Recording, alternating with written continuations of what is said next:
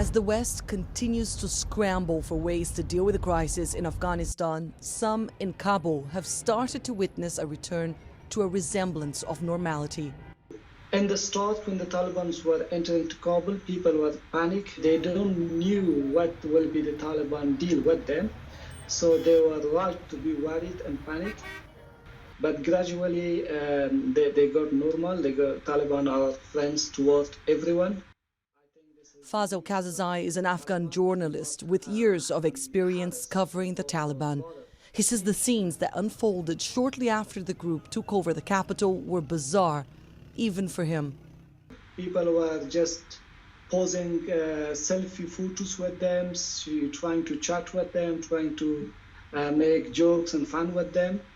I think this is the new strategy of the Taliban to do not harass or bother any issue which is against their thought and mind. But with most public service offices, banks and the main exchange markets still closed, life here is far from business as usual. So when the banks are closed, the rates of dollar is quite high. So now $1 is more than 90 apps. And that has a direct impact on food, on petrol, on oil and other stuff. Fazel Qazizai says although he and his family did envisage leaving the country, he is staying put, at least for now. The worrying the West had, the same worrying we had in Kabul before the Taliban captured Kabul. So personally, I was worried about a brutal war, about the unfair deal of Taliban, about that Taliban might be chasing after revenge, chasing after people that they work with the US and they were allied of US during these 2 decades of war. We even decided that where we should go as a refugee.